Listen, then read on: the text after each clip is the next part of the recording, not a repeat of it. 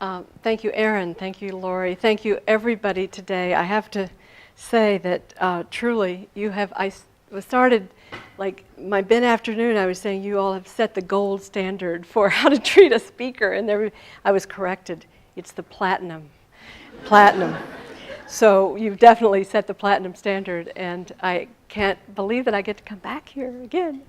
And the food, let me begin to tell you, it's I've asked for all the recipes. They're going to go on our website. So it's been wonderful. I want to warn you, and don't leave when I tell you this. I'm going to ask something of you when I finish my talk. I'm going to ask you quickly to spend 5 minutes just turning to your neighbor and saying, "What did she say?" Or "I really disagree with that," or "Here's a question." So I just want to engage you immediately after, and to maybe think with each other about what would be a good question, or just vent about how angry you are at what I've said, or confused you are, whatever it is. But if you would indulge me, it just gets us all, the buzz is really nice, and gives me a chance to take my breath and look out at you while you're talking to each other. And then in 5 minutes, I'll bring us all back together and we'll do a discussion. Is that okay? And thank you.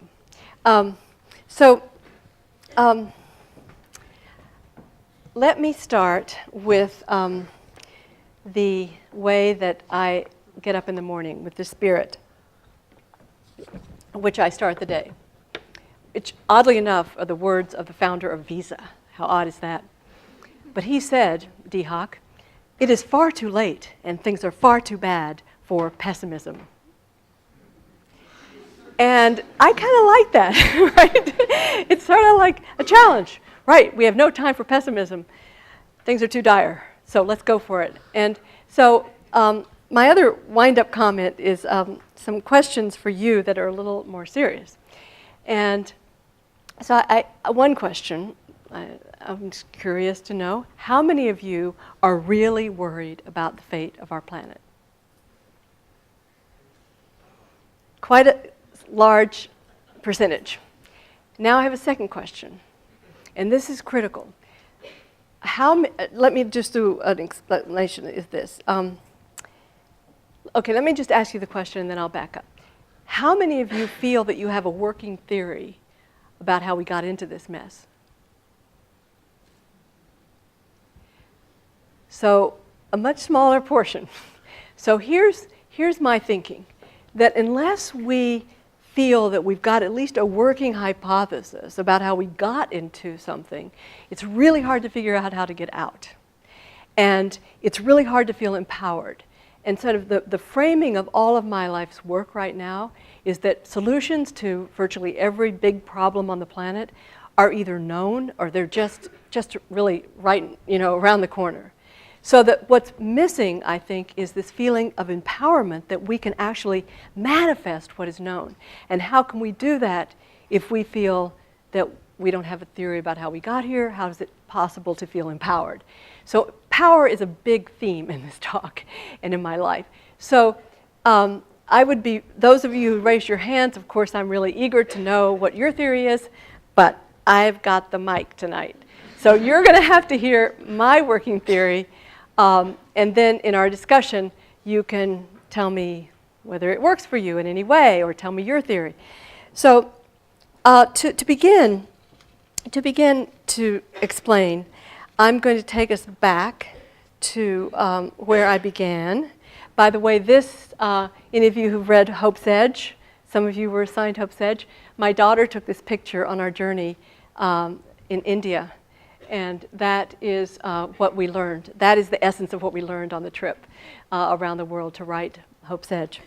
But I'm going to take you back to who I was when I began this journey that brought me to Colby. I was a young woman with a big question.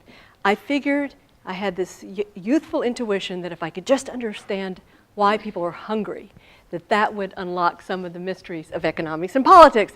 And here I am pondering, we've hit the earth limits to feed us, huh? Is that true? Is it really that we're running out of food? And the population bomb by Paul Ehrlich had just exploded, and the newspaper headlines were telling us it was running out of food. This was in the late 60s. The book came out, Famine, 1975 came out. it was a very scary time. And so,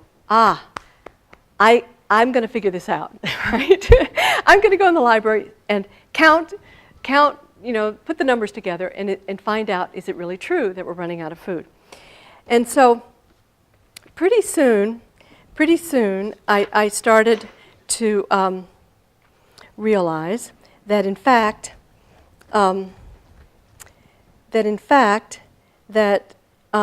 we are not running out of food, that there's more than enough to feed us all. And I realized that, in fact, we were actively creating scarcity out of plenty. So to bring us up to the current moment, I will jump to how that same theme is still alive today. That same theme of we're running out of food is still alive today, as you see here in a very recent article by a fairly recent article by a very distinguished gentleman, Lester Brown, who was saying basically the same thing many decades ago. But this, you will see, and still a lot of headlines that we're running out of food. And so I have been struck by the persistence of this perception. And I have spent a great deal of time challenging it. This is the current data. It could have, even 40 years ago, there was a lot of food. But what I'm saying here is that, think about this, 3 to 4 pounds of food for every single person on Earth, 2,800 calories, that's a lot of calories. And look at that increase. Since I wrote Diet for a Small Planet, a 40% increase per person in the amount of food available in the world. And so, and all of that food that you just saw on the last slide, that's only the leftovers. What I'm getting at there is that that slide before that said 2,800 calories per person, 3 to 4 pounds, that's after we have fed almost half of, or more than half of our grain goes to either feed or fuel or other industrial purposes, 1/3 of fish catch, and now 1/4, and I think this is a conservative estimate, 1/4 of our food is wasted. So I hope that communicates something of the vast abundance of our earth. But here we are. In any case, we are in this situation where today, I just looked at the numbers, just put these new numbers in because the United Nations has just released its new state of food insecurity in the world. And so despite all of that vast abundance that you just saw, the reality is that still 842 million people are suffering from severe hunger. This is severe hunger that lasts over a year. If you're not hungry for more than a year, if it's just a temporary lean season, you're not part of that. So it's a very conservative estimate. This 1.3 billion people, that's another UN statistic. And by the way, almost all of these statistics are from the UN agencies. And if any of you are curious about their sources, I didn't want to clutter up my slides, but I'm very big on transparency, so I'd be happy to share any of these sources with you. And then, of course, one of the biggest changes in my perception is that we still are thinking about hunger. While we are still thinking about hunger in terms of lack of calories, in reality, it is this lack of essential nutrients that's becoming more and more and more of the picture of what is causing early death in the world. But I think this last number is so dramatic and so painful to report that this is a World Bank estimate that poor nutrition is still implicated in half of all child deaths. They say it's a proportion greater than any infectious disease has caused since the Black Plague. So hunger remains a global problem despite this vast abundance. This is what I've been observing. And so now I want to take us to just 3 developments that have emerged since I wrote Diet for a Small Planet.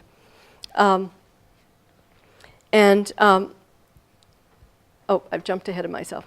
Just hold that thought for a minute. I want to spend a little bit of time before I go into this information. I just want to underscore that you will be hearing, I think I'm going to take this back to just have back to here. I want to underscore that While this is the picture that is the global picture of hunger, you will be reading, and you probably are reading, a number of reports coming out about the great progress we are making against hunger. And you will read from the World Bank and elsewhere about the Millennial Development Goals. Have any of you followed that? And how we're on our way to meeting the Millennial Development Goals, yay, yay, yay for us. Well, I think I just really want to stress for you that the Millennial Development Goals originally were based on the number of people going hungry, and I think that is the appropriate way to measure hunger, because what you will see is that the results of the fact that in the year 2000 that the Millennium Development Goals were reset to be based on the percentage of people going hungry in the world, so that as population grows, then it's a lot easier, to show progress, the smaller percentage. But here's I just feel so strongly about this, that what matters to a hungry person is whether they're hungry.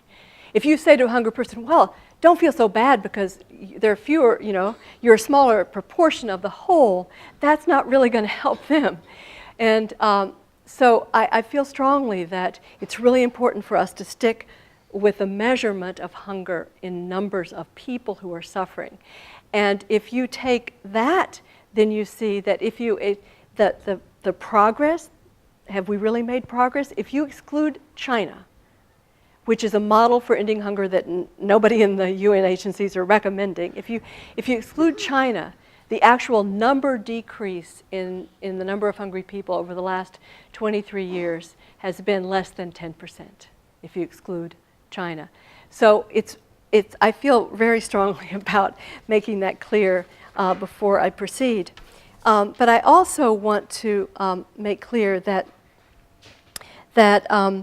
there are other very significant developments that, and maybe I should say too, about my talk tonight. I'm going to be talking a lot about what the problems are, but half of my talk is about solutions, and you're going to hear great stories about what people are doing. So don't give up. Don't give up. Because it's really this both-and world we live in, that things have gotten much worse than I could ever have thought, and things have gotten much better than I could ever imagined. So I just want to highlight three other developments that have accelerated, difficult developments that have accelerated since I wrote Diet for a Small Planet. So you've seen this. I just had jumped ahead to the whole shift to more and more of a grain-fed, meat-centered diets in the world, so that we reach this extraordinary position where almost 3/4 of all agricultural land, think about that, used in this way, and then livestock feed is grown on 40% of cropland. Does that surprise you? Is anybody surprised by that? Or is that every time I look at it, it's such a huge diversion. And then this was a new study I saw, that only about 3% of feed energy consumed by livestock actually remain in edible animal tissue. So it says something about how human beings used to feed inedible substances to livestock, right? And they converted them into high-grade protein. And as I called it in Diet for a Small Planet, I said, this is a protein factory in reverse. We take all of this incredible resource, feed it to livestock, then return to a tiny fraction, shrinking the potential. So this is accelerated drastically since I wrote Diet for a Small Planet. The second enormous change is that our food system has become a central driver of climate change. And I think this is greatly underestimated. Does this surprise you? I find that number, again, every time I look at it, you hear climate change, what do you think of? Cars and smokestacks, right? You don't think of farming. But when you take all the pieces of it, including, that the list here, it should also include fertilizers, for example, nitrous oxide, which is a very potent greenhouse gas contributor, and methane from livestock. All of this, then, the estimate is something around half of the problem is related to our food system. But that also means, right, in the reverse, that if we can solve our food problem and how we grow and distribute food, then that's a huge part of the solution to climate change. So remember that. It's pretty devastating, but it also means that we know where a big part of the answer is, and it's very, very exciting in that way. So, and the third development is that our food system, yes, it's become a driver of climate change. It's also our food system has become a driver of illness as well. And you know, this is so shocking to me. You know, you think of food as a source of health, and we've actually turned food into a source of disease. That this is something of the numbers. I won't repeat them, but they are pretty alarming. And let me just tell you one story here.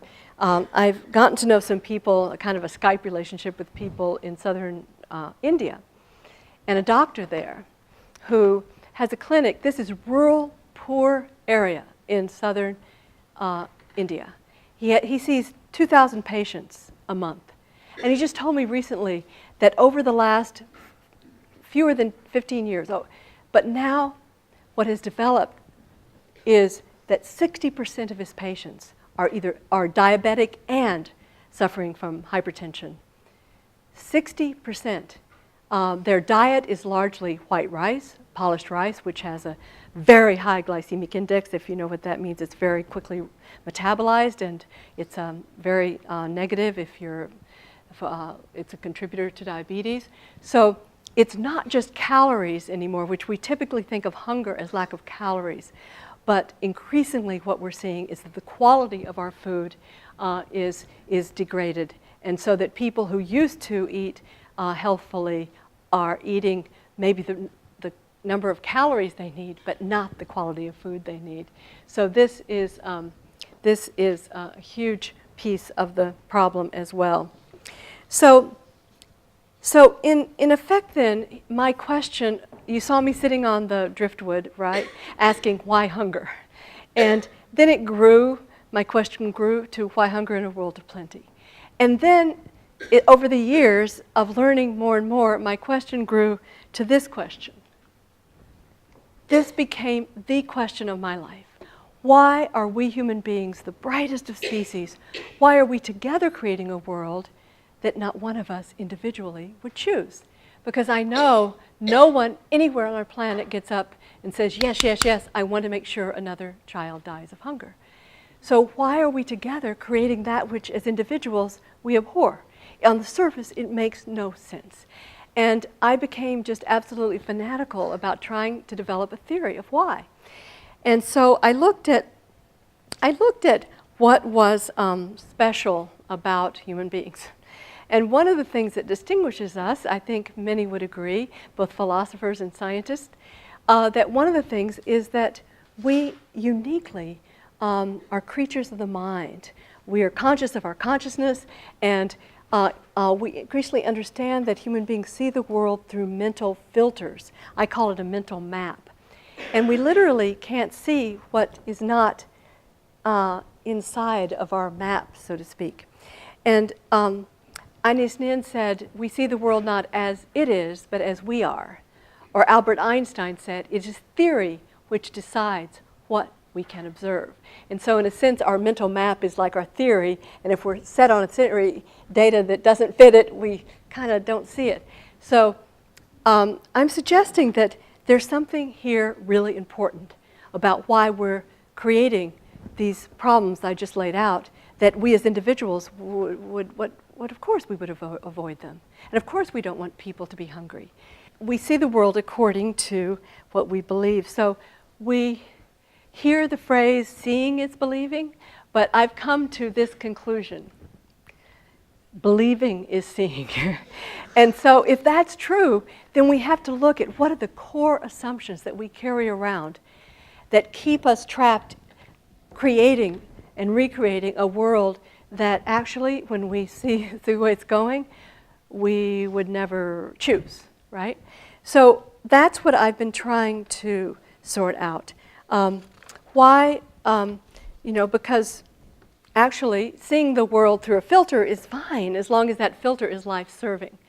But the theme of my life has sort of become that you and I are alive in this extraordinary moment when we're sort of breathing in, if you will. It's mixing metaphors a bit, but I guess you can't breathe in a filter. But anyway, the point is that we absorb these ideas unconsciously that limit our vision that are actually life-destroying. And so I'm just going to take a moment to suggest to you, and here is my working theory. I'm going to suggest to you what is the core frame that we are looking through, if you will, or that we see the world as, the premises that are limiting us.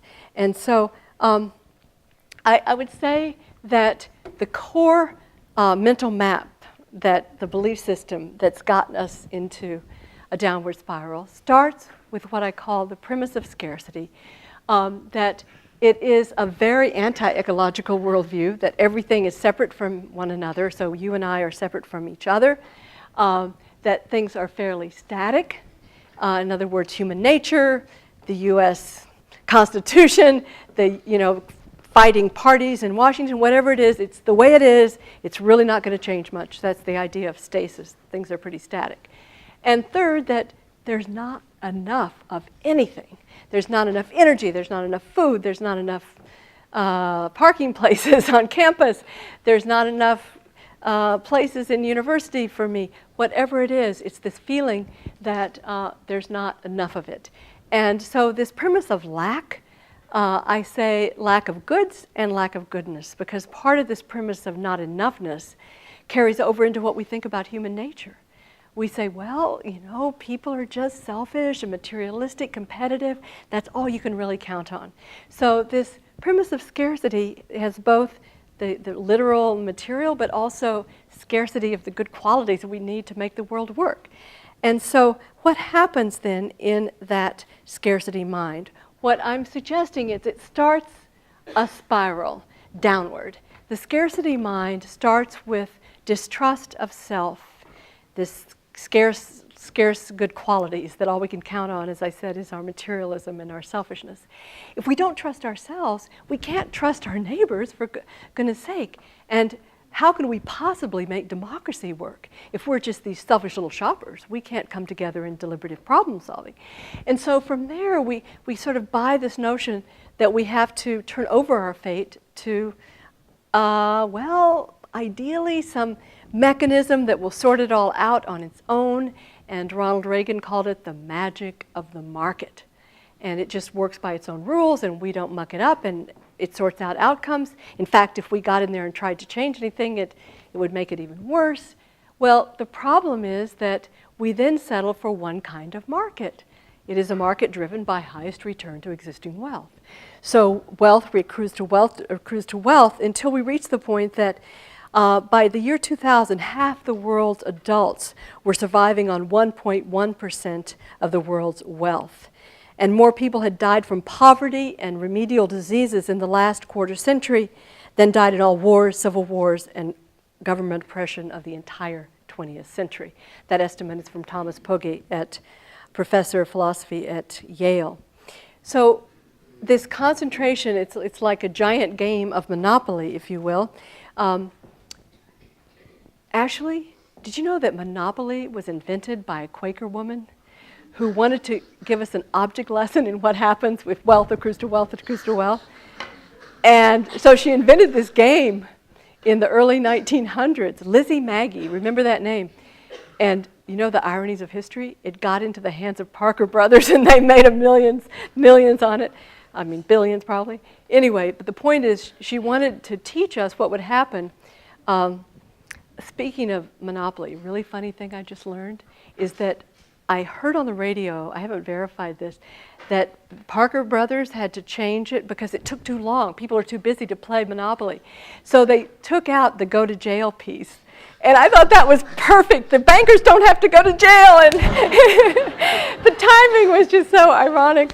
But anyway, the giant game of Monopoly then means that as wealth tightens, then money begins to hijack our democracy itself, and we end up with what I love to call privately held government. So what I mean by that is that there are now 24 lobbyists in Washington for every person that that represents us, that we've voted to represent us. And so we end up then, what happens? Wealth accrues to wealth. Money begins to control the political system way too much. And then what happens? Inequality increases as we see poverty getting worse. And the circle, the spiral is reinforced, because then we look around, we say, oh, look at those greedy people, and it's all, everybody's selfish, and then we have less trust in ourselves, less trust in democracy. Oh, those bad politicians, they can never do anything right. And so the spiral intensifies. We think, oh, it's only the market that can sort things out, hands off government.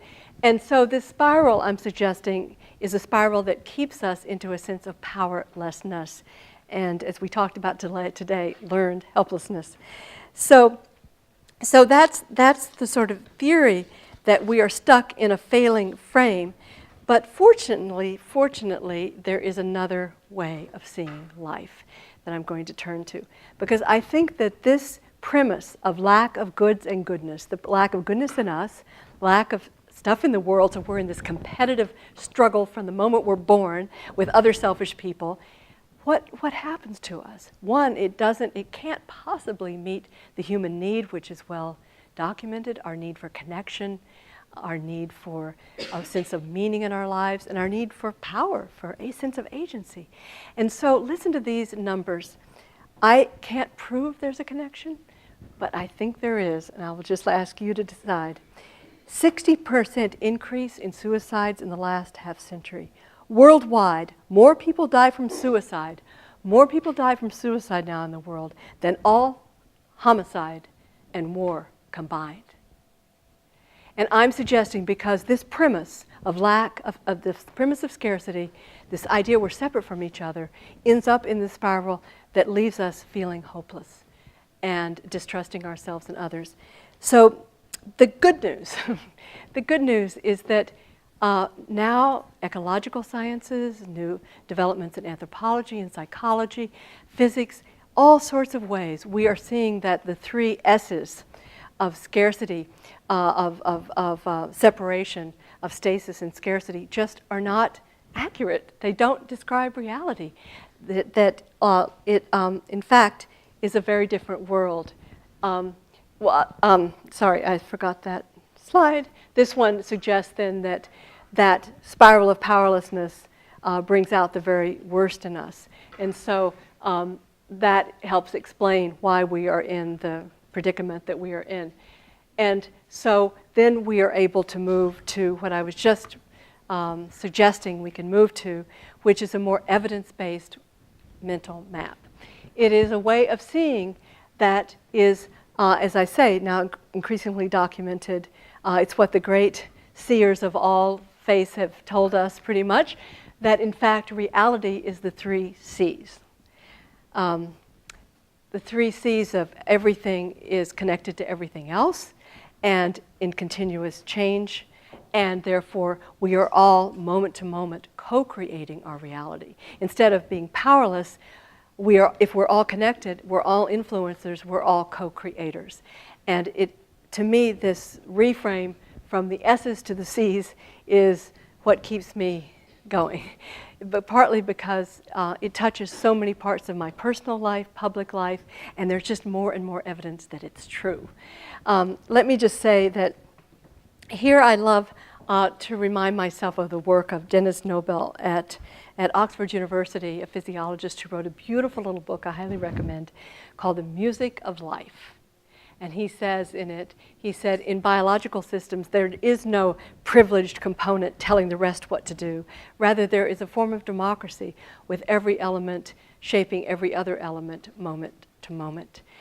And more simply put, my friend physicist Hans-Peter Dürer in Germany said to me not long ago, he said, Frankie, in ecological systems, there are no parts, there are only participants.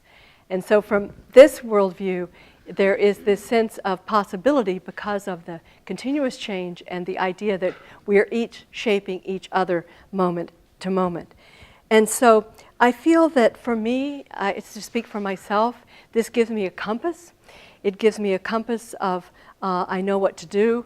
The previous slide I'd shown was I'll just show it again, that the negative spiral ends up creating the kind of concentrated power, a lack of transparency. Think about what happened with the banking crisis. The slogan was IBG, YBG, I'll be gone, you'll be gone. That was the slogan among many of the bankers who knew they were doing risky things, but they knew that it wasn't transparent. So, and the blaming game where we're constantly pointing fingers at each other. I'm saying that we can leave this behind. We have a compass now. We know where this then leads us to a sense of possibility, and we can then work to actually reverse these conditions that have been proven to bring out the worst in us. So what are they? We can see that sense of possibility. We can move from a sense of we've hit the limits to a sense of we can align with the laws of nature. So we can kind of take a deep breath, and we can see that there is more than enough. As I began my talk with this sense of abundance, that nature certainly, as we align with the laws of nature, there's more than enough for everyone. We can also think, instead of just seeing the negatives in human nature, we are now, what is now increasingly showing up through new anthropology and brain scans when we're doing certain activities, they can see how we evolved as cooperators, perhaps more profoundly important than anything else that made us uniquely human. And that they find that when they're looking, the scientists or neuroscientists looking at the MRI scans when we're competing or when we're cooperating, they find that when we're cooperating, that parts of our brains are stimulated as if we're eating chocolate. It's so delicious. And so there's just new evidence for all of these aspects that we can work with, starting from a very different premise of possibility from these three, from the eco-mind, I like to call it, the 3 C's of connection, of continuous change and co-creation. And then we can start to recognize that we can move into this positive spiral, reversing the negative spiral. We start with the assumption of possibility that we human beings do have the capacities for fairness and a sense of a need for cooperation and efficacy. And then we, of course, assume that democracy is possible. And we believe that we can remove the power of private wealth from our political system and start a virtuous cycle, if you will, to reinforce a sense of our own empowerment. And that then creates, I think, the conditions making it possible for us to actually put in place the 3 conditions. There may be many others, but these seem arguable, that we do best when power is continuously distributed, when relationships are transparent, and when there is a sense of mutual accountability instead of blaming. So I think these can operate on many levels in society, and I'm going to give you examples of how they are coming to life in ways that are working brilliantly. And from this idea that we can move from a downward spiral of powerlessness that ends up creating a concentrated power, secrecy, and the blame game, and we can reverse that with a vision of how we can actually flip those conditions, then we begin to envision the next stage of democracy. And I love to call it living democracy. The idea of democracy is what we do. It's a way of life that we create together. It's not just something we inherited that's fixed and finished and done for us. And one of the reasons I love being here at Colby, because even though you don't use that language of living democracy, I feel it's kind of your working ethos, that by the way you engage students, by the way you share responsibility with one another, just what I've picked up here in a day, a little more than a day. I feel that there is that spirit there. It's not what we have. It's not something that we have. It's not a structure. It is rather a process that is rewarding and meets the deepest human needs for meaning, connection, and power. And therefore, we begin to imagine that there is a vision of working something that would work to end hunger and to solve the environmental crisis that we can all be contributing to. And I guess, I think that people often say, I'm just a drop in the bucket. And usually they mean that very disparagingly, like, I don't count, I'm just a drop in the bucket. But Ann and I realized one rainy night in Seattle that actually buckets fill up really fast. And so what we want to do, and this is my effort to do it, that if we can see the bucket to which we're filling, we feel great. If we're just a drop. Being a drop is magnificent if we can see the bucket instead of feeling like we're evaporating in the desert, right? So this is the vision, this living democracy as a practice that is showing up. And so what I want to do now in the final part of my talk, I just want to share with you how I see this living democracy taking shape in regard to food and farming and related areas. So I want to just flat out say that I still, like I did when I was 26, 27, I still believe that food has tremendous power to shift us out of the scarcity. Even though food keeps being used to scare us to death, that we don't have enough, I think food can also free us. Because, we just saw these beautiful spreads, these beautiful meals prepared. If we really appreciate food and gardening and farming, then we realize abundance and we can get out of the scarcity scare. And so I think food has this power. Throughout history, it's always connected us in community, through religious ritual, and to each other and to our earth, and I believe that is the source of its unique power right now. So I just want to tell you a few stories. Last October, I was in India, just about this time, and the reason is because I wanted to meet these women. I had read about them. I'd seen some films they had made about what they were doing. And they embody everything I'm trying to say tonight, in that they were very desperately poor about 2 decades ago.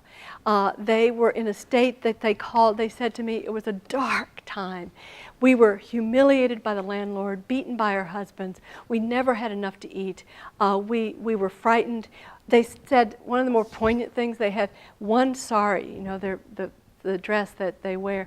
We only could afford one, and so we could never really bathe. We just had to wash part of it and let it dry and then wash another part of it.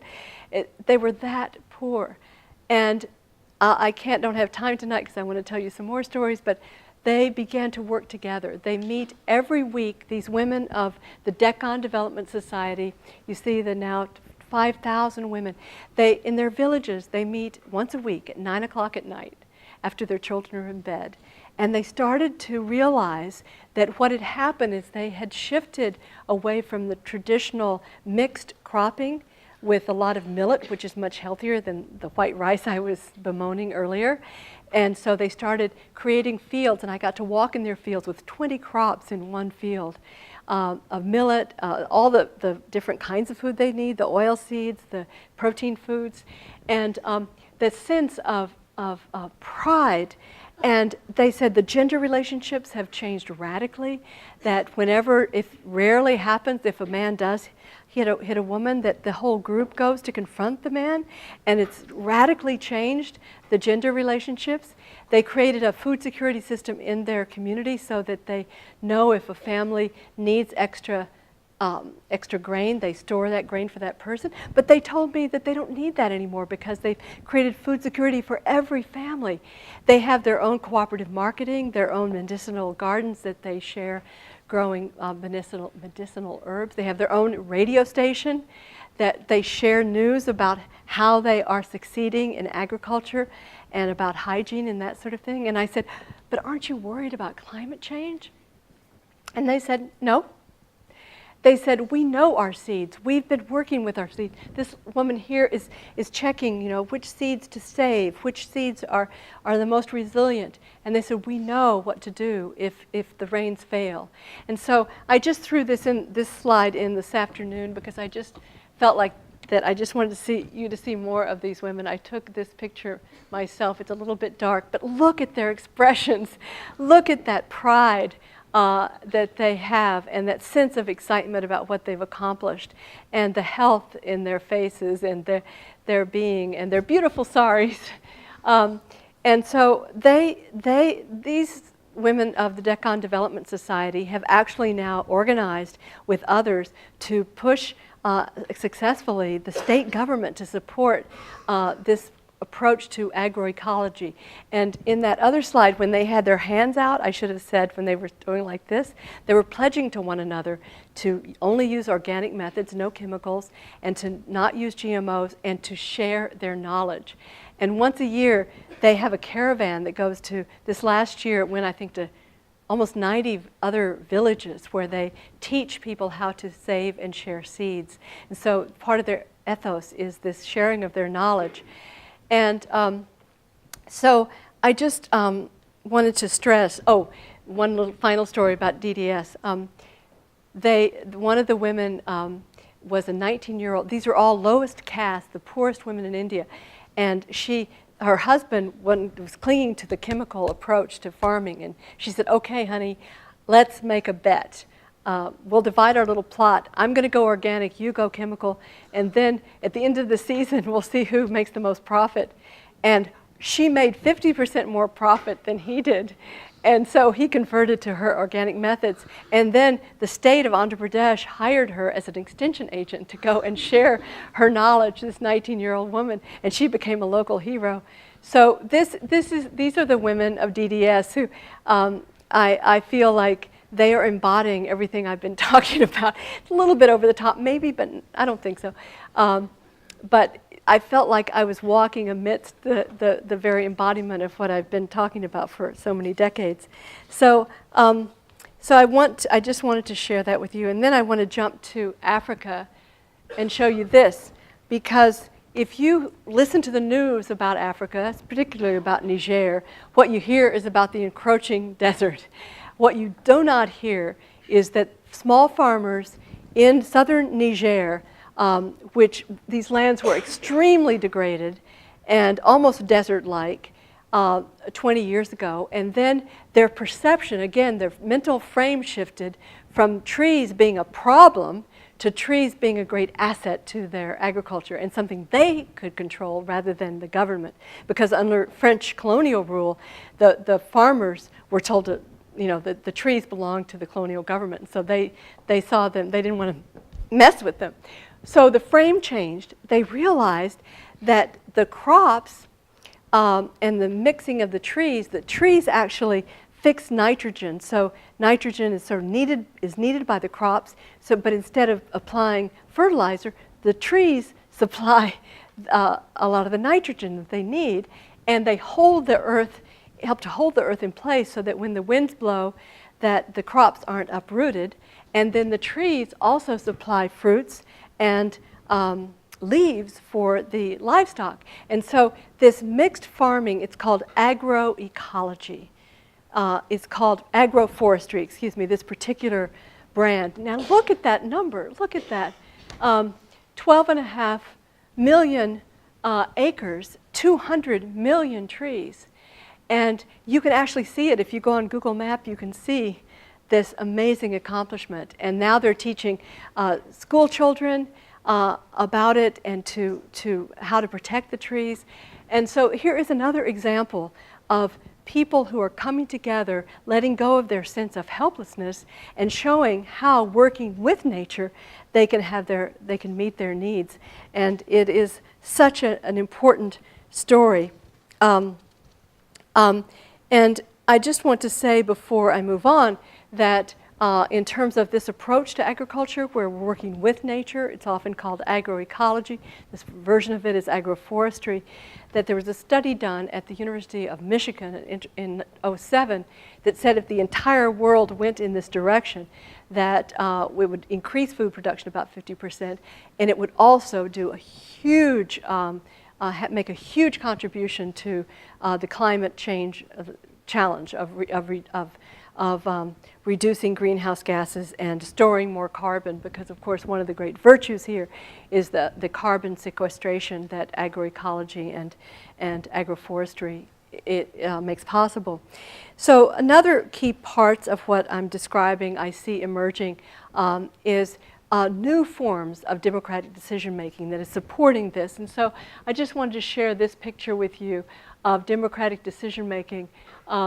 They are called citizen juries, and this was a process in Mali and India, excuse me, Mali and Africa a few years ago, where several cities, the farming communities, came together with experts and different people with all different perspectives on everything from GMOs to fertilizers and all of these issues that I'm bringing up tonight. And they debated them very much in the open. And the small farmers particularly in Mali, chose out of this deliberative process. They said that they do not need genetically modified seeds, and that they preferred to. One of the big findings from this citizens' jury process was that the farmers wanted to be more directly engaged in agricultural research. And this is one of the beauties of agroecology, is that it really treats the farmers as co-creators of the agriculture, not just purchasers of products from the big companies. And so I put that in here, but I also wanted to go back to India for a second as another example that is so important here, is that in terms of forest protection, that these participatory processes in India, that there are village groups called village management groups that involve 10 million families that have been made responsible for protecting the forests. And this is so working that India is one of the few countries that is actually increasing the health of its forests, because it's relied on the villagers. And the person studying this, Beena Agarwal, who wrote Gender and Green Governance, said as long as there are a significant number of women in leadership, that this really works.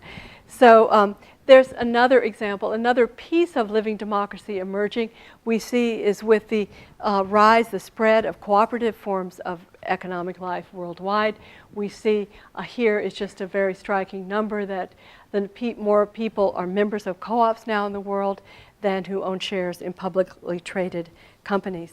So I want to tell a little bit more of a more in-depth story about a country in Latin America that many of you are aware that in 2003, Da Silva Lula, that was elected president of Brazil.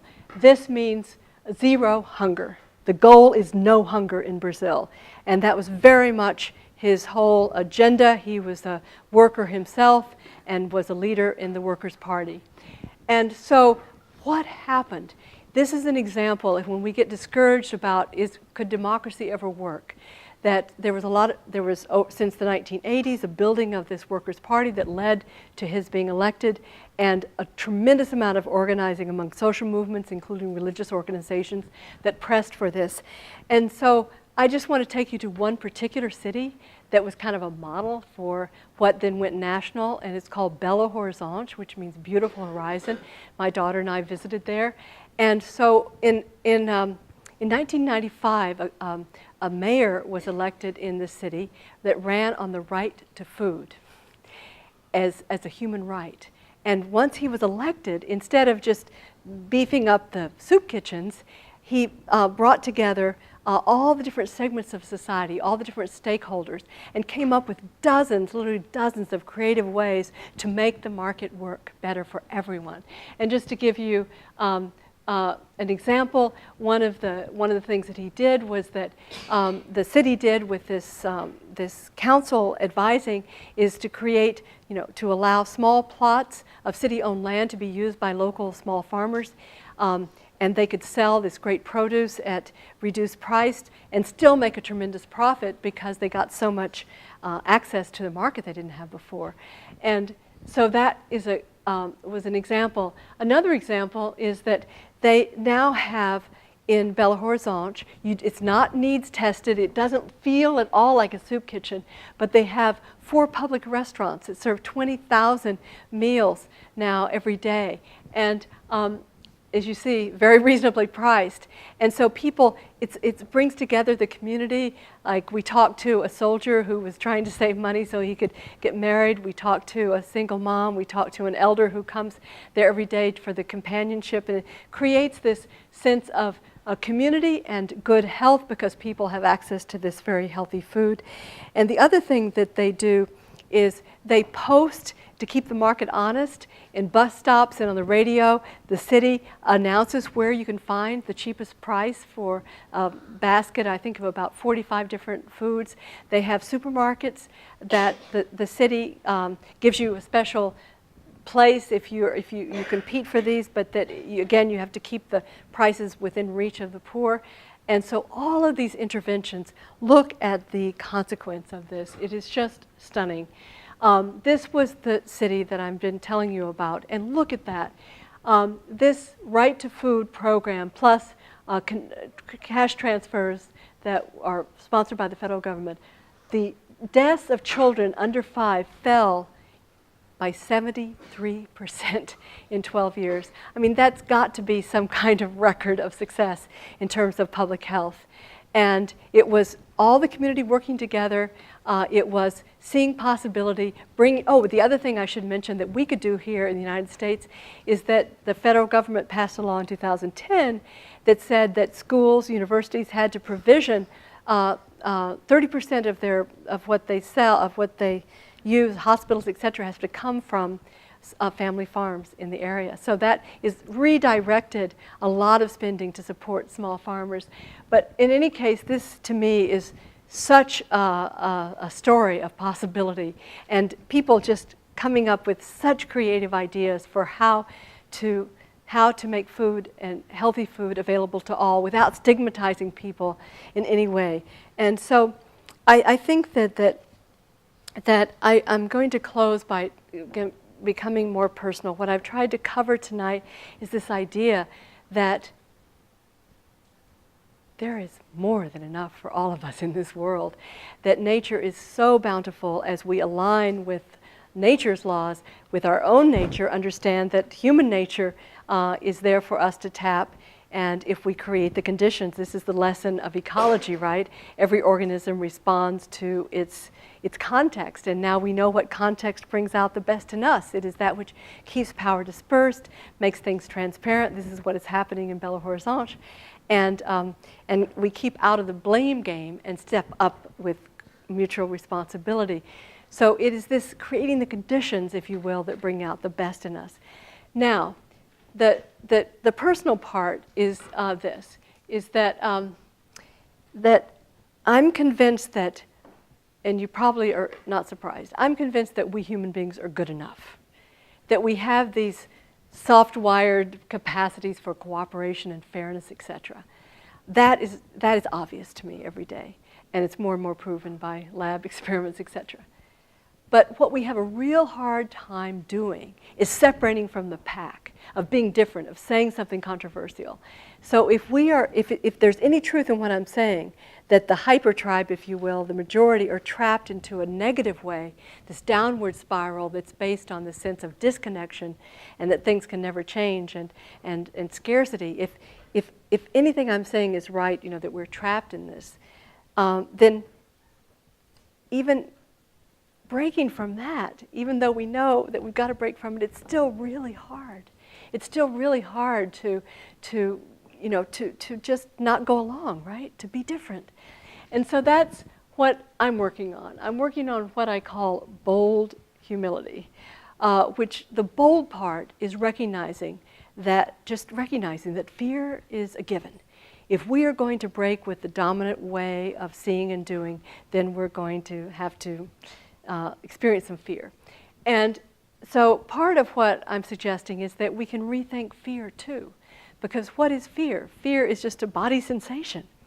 And in my case, it's this pounding heart that starts going crazy, when I get nervous about I'm going to step out and say something that might be controversial. Well, some time ago, it dawned on me that pounding heart, where I used to say, "Oh, you wimp, what's wrong with you?" I now say, "Oh, inner applause." So the point is that if we're really stepping up to be our fullest self, we are going to experience fear because we're going to have to break with something that's clearly not working and not making sense and go in a new way, and that's okay. And so how do we strengthen? How do we strengthen? And I'm arguing that the new neuroscience is definitely telling us that we know how to prepare to be these warriors of the best order that the world needs right now. Is that the neuroscience are telling us that, since we're all connected, we're all co-creating, that actually there are neurons in our brains that are firing when we watch other people as if we were making that action ourselves. They're called mirror neurons. So when I'm doing this, they're actually neurons in your brain as if you're doing this. So think of the power that you have. Everybody who is observing what you're doing, the choices that you're making, whether it's your major, how you do your paper, how you talk, how you argue, how you live, what you buy, what you eat, people are watching and experiencing you. So that is enormous power right there. And then how we change ourselves, it's so clear. We bring into our lives every day real people. First of all, who we marry is very important, but who we hang out with, choose them well, bring in people who are braver than you, who are more risk takers than you, and you will become like them. So we know what to do. Find people on this campus who maybe are just a bit ahead of you, and you want to become more gutsy like they are, and be with them, and go to a meeting that you never thought you would go to, and hang out. And it's okay if you feel uncomfortable. That just means you're on your edge, right? So I'm just suggesting that we know how. Now, for myself, I try to make, knowing this, I know that what I bring into my consciousness every day changes who I am. So I try to bring in Solutions News every day. And that means that Yes Magazine is a must-read. Solutions Magazine, or just two, happen to be on the advisory boards of them, but never mind. Full disclosure, Yes Magazine, I don't get any money, but I love them. Yes Magazine, Solutions Magazine, but also just, there are also e-letters that you can get, like yourolivetree.org. Anyway, it's one, I can look it up, it's in our website, we promote it. But there are, bring into your life every day stories of possibility. They will change you. And that is a powerful lesson that comes through with an eco-mind. And the other aspect of this then is I think really picking people that you carry with you all the time. So I'm just going to show you a couple of pictures of people. One you may even know because she's from your state. A woman who was a waitress in Auburn, Maine in the year 2000, and she was recruited by her friends who saw leadership potential in her. And because of your public financing system that worked well then anyway, she was able to run for office. Deb Simpson. Did anybody know Deb? Anyway, she became my personal hero because here was a woman who was a waitress with only a high school education, and she became a stellar public servant for your state and served on the Judiciary Committee of the Senate. She served in the Natural Resources Committee. And it shows us what is possible if people can run without corporate money. So Deb is, even though she's not in office now, there was a kind of malicious campaign against her and she was defeated because of outside money. Nonetheless, she is a hero and will always be for me. And someone else who is no longer with us, but who is, we talked a lot about today, I consider Wangari Maathai my lodestar of courage. This woman, listen to this, planted 7 trees on Earth Day in 1977. She was so concerned about desertification in Kenya. She planted 7 trees on Earth Day. Over the time we traveled there in the year 2000, it had grown to over 20 million trees, 20 million trees. Now on the order of 45 million. But when she won the Nobel Peace Prize in 2004, she became an international figure. And Wangari then stepped up with the United Nations Environment Program and started something called Plant for the Planet. If any of you ever heard of Plant for the Planet, it's a shame. I only heard of it because I saw it in a high school in Leipzig, Germany, however random that is. Anyway, Plant for the Planet was established in 2007 with the goal of 1 billion trees a year, planted by citizens all over the world. And so it should be about 6 billion now. Last time I looked at their website, I urge you to go there, it was about 12 billion trees that have been planted. So when I look at this beautiful human being, I think Wangari 7 trees, and then I think of 12 billion trees. And so the theme of everything I'm saying tonight can be summarized in what all of this teaches me, which is, this. That in this sense, in this eco-mind world, where we're all connected, change is the only constant, and therefore we're all co-creating, then the only thing we can be sure of is that it's not possible to know what's possible. And imagine how freeing that is as we leave behind the scarcity mind of where we're driven by fear. We learn to walk with fear and recognize that it's not possible to know what's possible. So I'll just end with a very short poem by Denise Levertov that I think says everything I'm trying to say, but much more briefly. It's called Beginners. We've only begun to love the earth. We've only begun to imagine the fullness of life. How can we tire of hope? So much is in bud. We've only begun to imagine justice and mercy. We've only begun to know how it might be to live as siblings with beast and flower, no longer as oppressor.